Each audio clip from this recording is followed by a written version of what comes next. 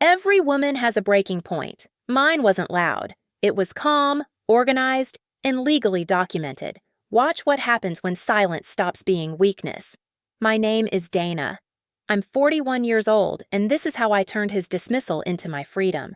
Before we continue, please subscribe to the channel and let us know where you're listening from in the comments. The house was quiet that night. Not the kind that settles you, the kind that presses in. The kind that makes your ears ring until you're sure the silence is aware of you. I stood at the kitchen sink with my hands submerged in lukewarm water, not washing a single thing. Just standing there. The faucet was off. The sponge floated near a chipped cereal bowl, slowly bumping against porcelain every time the current shifted. The fridge hummed in a tired, uneven way. The clock above the stove ticked, sharp and impatient, like it was counting something down. Behind me, Travis sat on the couch. I didn't need to turn around to know what he was doing. The blue glow from his phone washed over the wall in short pulses. Flicker. Pause. Flicker. He had been scrolling for so long the room felt split in two. Me in the kitchen. Him in a different world. 20 minutes passed without him looking up once. Not when I shifted my weight. Not when the floor creaked under my bare feet. I finally said it. The sentence I had been holding in my chest for weeks, letting it fester like an untreated wound. The words felt heavy coming out, like they were reluctant to leave me. You embarrassed me in front of your mother. Again. My voice didn't shake. That surprised me. I had expected it to crack or rise or give me away. But it stayed level, almost calm, like I was reporting the weather. He didn't turn around. His thumb kept moving. Swipe. Swipe. I could see the reflection of short videos flashing across his glasses in the dark, bodies moving too fast, sounds muted. He let out a breath through his nose, the kind people use when they think something is beneath them. Just get over it. That was all. No pause, no question, not even a glance. It landed between my shoulders like a closed door. In that moment, I understood something with painful clarity. My hurt did not register as real to him. It was background noise, an inconvenience. I nodded, even though he wasn't looking, turned back to the sink. The water had gone cold around my fingers, but I didn't pull them out right away. I didn't say another word for the rest of the night. We went to bed on opposite sides, the space between us wide and final. That was the beginning of my silence, not the end of me. He thought I was sulking. He thought I would cry quietly, scroll through quotes about marriage, and eventually slide back into my usual place. He had trained himself to expect that ending. What he didn't know was that silence can be a decision, and I had just made mine. That weekend, I stopped doing laundry. Not in a dramatic way. I simply didn't touch it. His clothes piled up in the hamper until it overflowed, shirts slipping onto the floor like evidence he refused to see. I didn't mention the overdraft notice I spotted in our shared account. I didn't remind him about his niece's birthday party in Kentucky. I didn't correct him when he called my coworker the wrong name again. I smiled. I kept dinner simple. I kept my words even simpler. Sure. Okay. No problem. Behind that quiet, I was moving. I opened my own account at the credit union downtown on my lunch break. The building smelled faintly of carpet cleaner and old paper. The woman behind the glass had silver hair pulled back tight and eyes that missed nothing. When I said I wanted no joint access, she studied my face for a moment, then slid the papers toward me and said, "Good for you, honey." I signed my name with a steady hand. Every Tuesday after that, I sat in my car and made calls. An attorney, a therapist, a CPA, even a locksmith. I spoke softly, windows cracked, phone pressed close. I downloaded a scanning app and started uploading documents late at night. Tax returns, car titles, mortgage paperwork. I locked them behind a password only I knew. I found the deed to my grandmother's lake cabin in Arkansas tucked inside an old folder. His name was nowhere on it. It had doubled in value since 2017. I didn't share that discovery with anyone. The silence grew legs. It followed us to dinners with his friends. I let him retell my stories like they were his. I smiled while he joked about being the organized one. He didn't notice I had stopped correcting him, stopped answering questions for him. When he asked about the dentist appointment and realized I hadn't booked it, his laugh came out thin and forced. A crack. Small, but there. I stayed quiet because I had learned something no one had ever been able to make stick before. Silence doesn't mean surrender. It means you're done wasting air. The final straw came at Thanksgiving. His mother commented again about how I didn't bring much to the table this year. I had spent hours on a pumpkin cheesecake and roasted sweet potatoes. Travis said nothing. He carved the turkey carefully, obediently, eyes down. I wiped my hands on the dish towel she had mocked earlier and told them I was heading home early because I wasn't feeling well. No one objected. No one followed. Back in the house, I changed into sweatpants and sat on the edge of the bed. I felt nothing, no anger, no grief, just certainty. I packed 3 boxes that night and labeled them legal, documents, me. He didn't notice them in the trunk the next morning, and he wouldn't notice until it was far too late. The first time he noticed something was wrong, he didn't say it like a husband. He said it like a manager catching an error late in the day, tired but irritated, already assuming someone else was responsible. "Did you cancel the cable?" I was in the bathroom, toothbrush buzzing softly against my teeth, mint sharp and clean. My hair was still damp, water dripping down my back, darkening the collar of my t-shirt. I didn't stop brushing, didn't turn around to look at him in the mirror. I just leaned forward, spat, rinsed, and answered like it was nothing. "Yep." One word, simple, clean. He blinked. That was the whole reaction. No follow-up. No, "Why would you do that?" No, "You should have told me." He just stood there for a second longer than necessary, like his brain was buffering, then shrugged and walked away. By then, he was used to the quiet. He thought it meant peace, routine. He thought we had finally settled into something stable. What he didn't understand was that every quiet choice I made was deliberate. Every small absence was intentional. Each one carried me further away from him. Each one brought me closer to breathing on my own. I stopped doing the grocery runs. Not dramatically. I just didn't go. He didn't notice until one morning when he opened the fridge and realized his cinnamon oat creamer was gone. He muttered something about the store being unreliable, poured black coffee, and moved on. He didn't connect it to me. He never did. The mail changed next. Envelopes started arriving with only my name on them. Clean lettering. No shared last name stretched across the front. New cards, bank statements, notices from a P.O. box I'd opened across town, near a strip mall with a nail salon and a tax office. I liked that no one knew me there. A small business license came next. I held it in my hands longer than necessary, thumb tracing the ink like it might disappear if I didn't. Something I'd talked about for years. Something he'd nodded through, half listening. Filed now under my own social security number. Mine. He didn't know I was building something while pretending to fold laundry. Didn't know the boxes arriving on the porch weren't gifts or clutter. They were samples, inventory, packaging, wholesale orders I'd negotiated late at night, sitting at the kitchen table with a mug of tea gone cold beside me. I learned to keep my laptop angled just enough away that he wouldn't see the screen if he walked in. When he finally looked up from his world, really looked at me, it wasn't anger he saw. It was absence. "You've been weird lately," he said one evening, leaning against the doorway. "Is this about Thanksgiving?"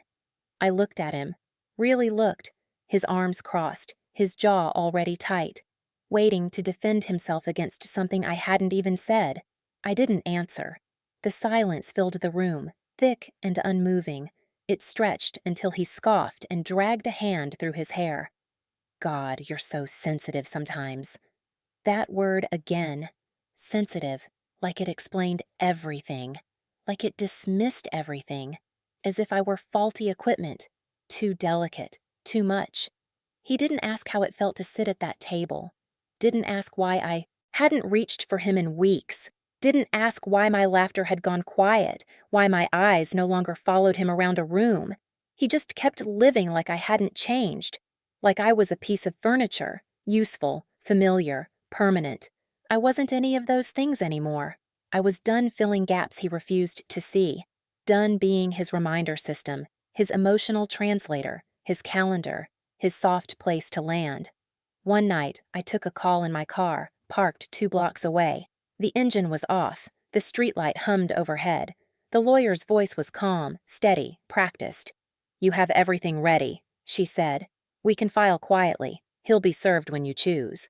"How soon can it be finalized if he doesn't contest?" I asked. 60 days. I rested my forehead against the steering wheel and closed my eyes. I wasn't scared. That surprised me. I felt light, like something heavy had finally been set down. At dinner that week, he asked, "You still love me, right?" He said it casually, distracted, pouring ranch dressing all over his plate. He didn't look up. "I used to," I said. The room shifted. Air changed. He finally understood that the silence wasn't passive, that it had weight, that it had teeth. A few days later, he tried to reset everything. Flowers appeared on the counter, the kind I'd liked years ago before effort became optional. He cooked pasta and overcooked it, sauce thick and broken. "Thought we could eat together," he said. "Like old times." I sat. I ate. I listened. He tried to charm me, tried to be funny, tried to pretend I didn't know what living unseen felt like dinners could rewrite history. But he hadn't lost me when I packed the boxes. He lost me that night at the sink, when he sighed, when he said get over it without looking at me, when he made my pain feel small in my own home. That's when the cord snapped. Not loud, just final. When I filed, I gave one instruction: have him served at his job. Not to hurt him, but because I wanted it to be real.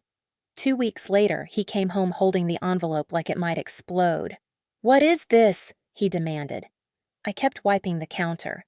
"Are you serious?" His voice rose. "You're divorcing me?"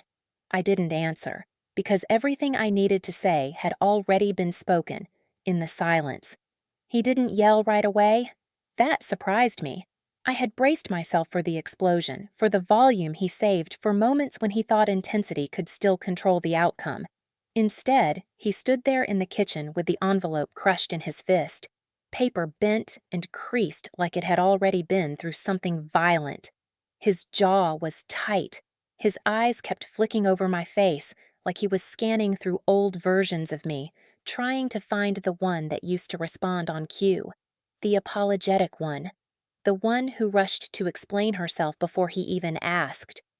"You can't just do this without talking to me," he said. His voice wasn't loud, it was strained, thin around the edges. I kept wiping the counter. Same slow circle, same steady pressure. The cleaner smelled like lemons, sharp and bright, completely at odds with the room. I focused on my breathing, in through my nose, out through my mouth. "I already talked," I said. He let out a laugh then, short, sharp, empty. It wasn't humor. It was fear, dressed up like confidence trying to pass inspection. "You're really doing this over one comment?" he said. "You're unbelievable." There it was, the familiar move, compressing years into a single moment, turning erosion into a raindrop, making it sound small enough to step over. I stopped wiping, looked up at him for the first time in weeks. Really looked.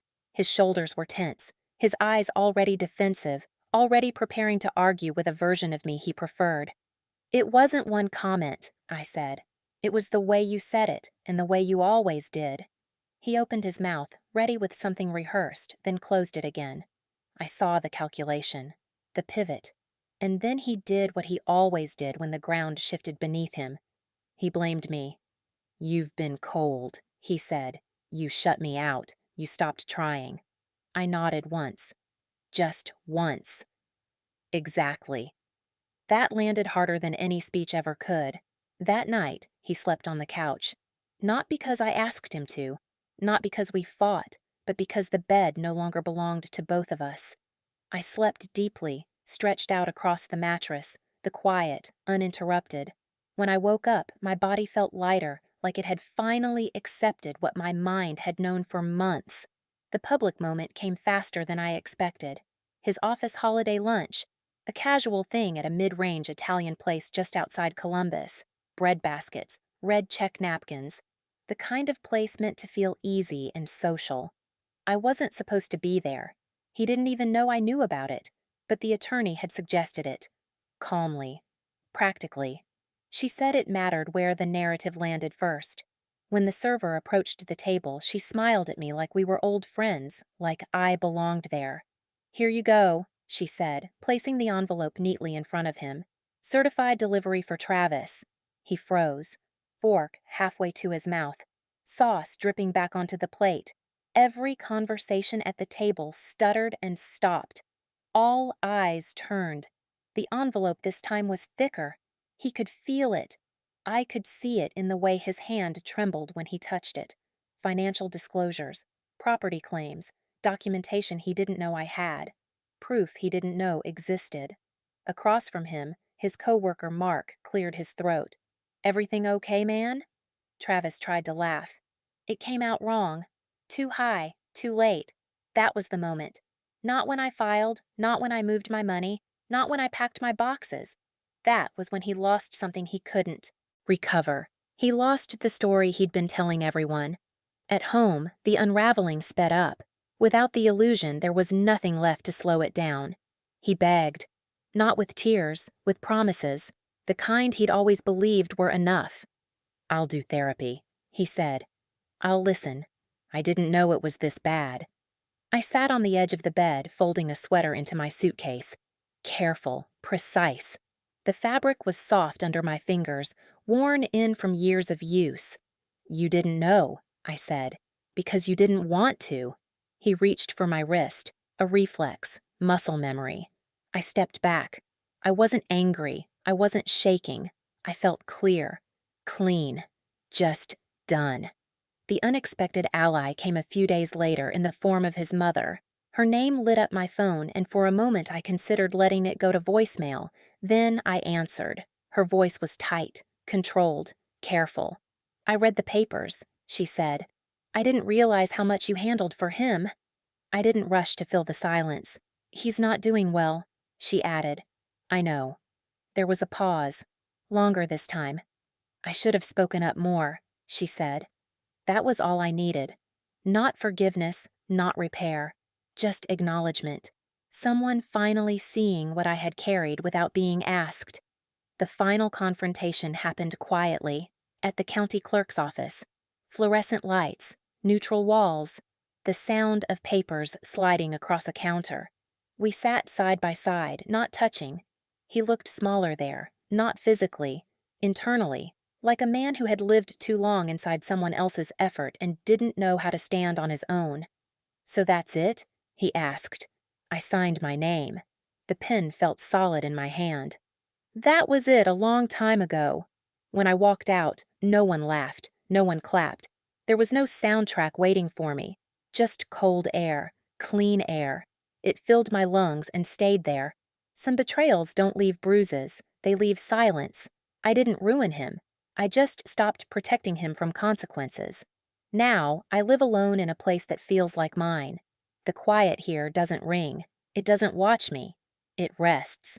If this story struck a chord, hit like, subscribe, and tell me what you think in the comments.